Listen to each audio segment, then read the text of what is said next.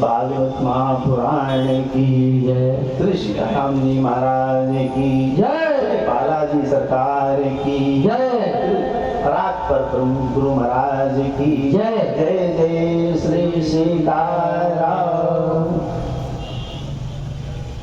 भजन सुना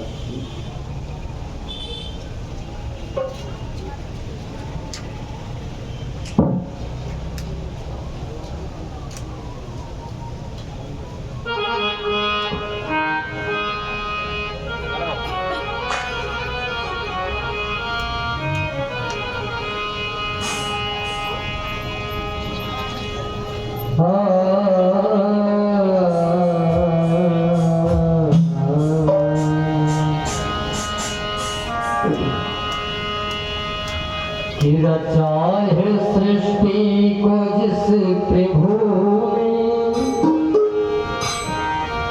रचा है सृष्टि को जिस प्रभु ने, वही ये सृष्टि चला रहे। रचा है सृष्टि को जिस प्रभु ने, वही ये सृष्टि चला रहे।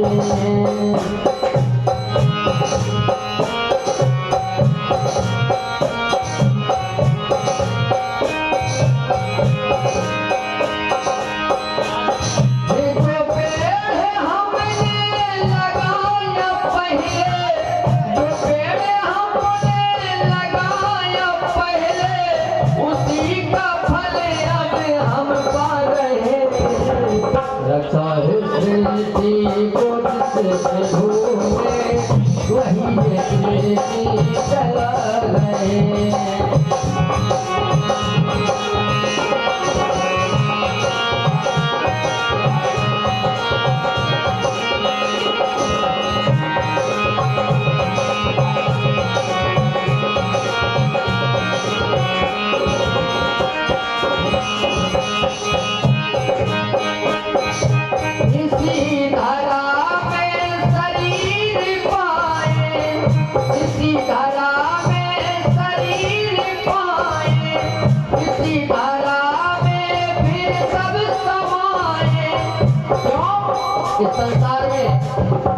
जन्म लिया है तो जन्म भी लेना है, मृत्यु भी होना है। करते सब ईश्वर है, इसलिए कहना इसी धरा में शरीर पाए, इसी धरा में फिर सब समाए। क्यों? है सत्य नियम यही धरा का, है सत्य नियम यही धरा का। एक जा रहे हैं, एक जा रहे हैं,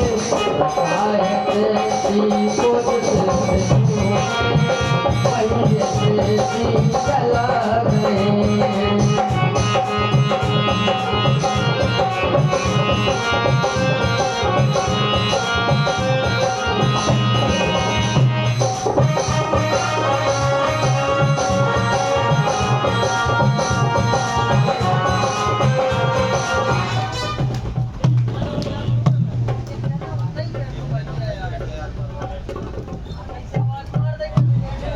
राधे राधे गोविंद गोविंद राधे राधे राधे राधे गोविंद गोविंद राधे राधे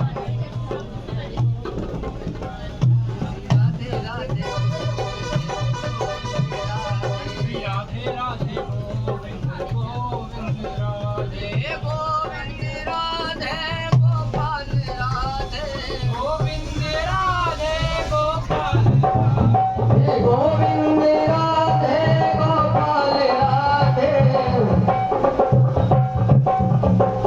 राधे श्री राधे राधे गोविंद गोविंद राधे राधे श्री राधे राधे गोविंद गोविंद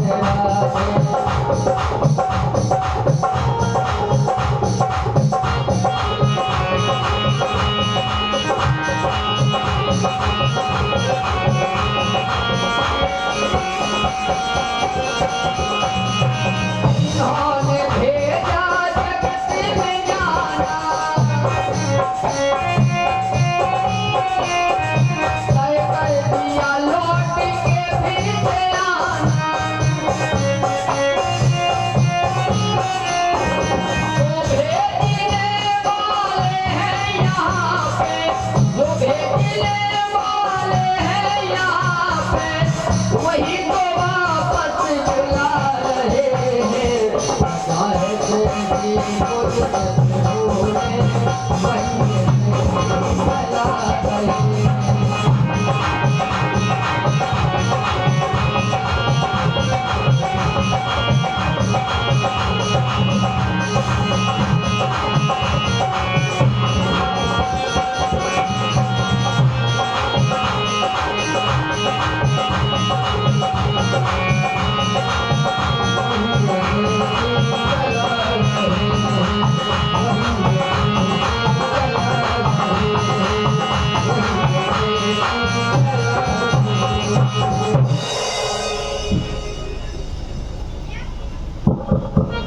जय श्री राम। श्री कृष्णाय वासुदेवाय हरे परमात्मने प्रणतक्लेशनाशाय गोविंदाय नमो नमः। का जाति विदुरस्य यावत्पते। विदुर जी तो दासी पुत्र थे। दासी गर्भ से जन्म लेने वाले विदुर के घर भगवान केले के छिलके कैसे खाए, मेरे कैया ने विदुर घर स्वयं जाकर खाए। परीक्षित बोले, भगवान मुझे विस्तार से बताइए। आदरणीय सुखदेव जी ने परीक्षित से कहा, यदा तु राजा सुता न साधुन तेणु में धर्म विनिष्ट सृष्टि। राजन, पांडवों के साथ कौरव जब अन्याय कर रहे थे, लाक्षागृह में उनको जलाने का षड्यंत्र किया जा रहा था, तब कौरवों के पिता धृतराष्ट्र के सामने विदुर जी आकर के बैठे। विदुर जी मंत्री हैं।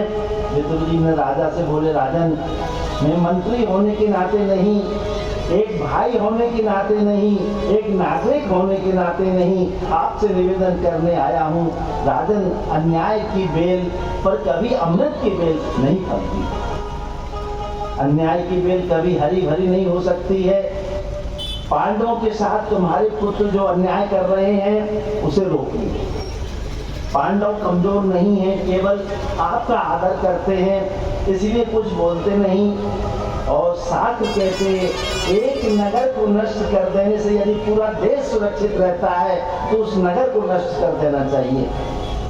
अगर एक देश को सुरक्षित करने के लिए, एक गांव को सुरक्षित करने के लिए अगर एक नष्ट करना हो, प्रांत अगर बच रहा है तो उसको नष्ट कर देना चाहिए। अगर एक व्यक्ति पूरे घर को बिगाड़ रहा हो तो उसको घर से निकाल देना चाहिए। घर सुरक्षित हो, एक मछली पूरे तालाब को गंदा कर देगी। इसलिए ऐसा मत करिए। आप बुद्धिमान हैं, आप अंतरात्मा से देखिए। जब समझा रहे थे उसी वक्त जो है धृतराष्ट्र का बेटा दुर्योधन आ गया, महल में प्रवेश किया। देखा उसने, जब पितामह को बोल देता था, पितामह कड़ी शब्द में बोल देता था, तो विदुर जी क्यों आदर करता है? उन्होंने कहा, यहीं पर खाते हो, इसी पत्थर में छेद करते हो। मंत्री जी, आप जहां आपकी जितनी औकात है अपनी औकात में रहिए। उस समझदार के लिए सारा पर्याप्त होता है। विदुर जी ने कहा, बेटा तुम्हें कष्ट देने का मेरा कोई भाव नहीं है, लेकिन तुम्हें बुरा लगा इसके लिए मुझे खेद है। विदुर जी ने अपने मंत्री पद से त्याग पत्र दे दिया। त्याग पत्र देकर के चले गए। एक जाकर के एक जगह पर्णकुटी बनाई, पत्नी के साथ पर्णकुटी में रहने लगे और भगवान का भजन करने लगे। और 12 वर्ष तक अन्न ग्रहण नहीं किया, फलाहार करके रह गए। वहीं पर एक दिन नगर की बड़ी सजावट हो रही थी। सजावट हो रही थी, देखा क्या हो रहा है, पता लगा द्वारकाधीश आ रहे हैं रथ से। जब विद्वानी ने सुना, बड़ी गदगद हो गई, बड़ी आनंद की बात है। लेकिन आप तो मंत्री पद रहा नहीं, आपका दर्शन कैसे होंगे? उन्हें कोई बात नहीं, उनकी एक निगाह भी पड़ जाएगी तो हम लोग कृतार्थ हो जाएंगे। वो तो देख लेंगे, उनके अंतरात्मा है। हम वहां पहुंच पाए या ना पहुंच पाए उनके पास। एक जगह होना, एक जगह सूरदास जी दर्शन करने के लिए जाते थे। उनसे पूछा एक संत ने कि आपको तो दिखता नहीं, आप क्या क्या क्या दर्शन करेंगे भगवान के? तो सूरदास जी ने कहा कि हमको तो नहीं दिखता है, उस प्रभु को तो दिखता है जो मंदिर में बैठा है, तो सूरदास आया था। हमको उनको हमको उसको तो दिखता है कि आया था सूरदास हमारे चरणों में। ऐसे ही अगर कन्हैया हमको देख लेंगे तो हम धन्य हो जाएंगे। इधर आए, जाकर के बड़ी सजावट की थी। धृतराष्ट्र को दुर्योधन ने, द्वारकाधीश आ रहे हैं। जब एक राजा दूसरे राजा के यहाँ पहुंचता है तो बड़ी सजावट होती है। स्वागत किया दुर्योधन ने और बड़ा मंच था।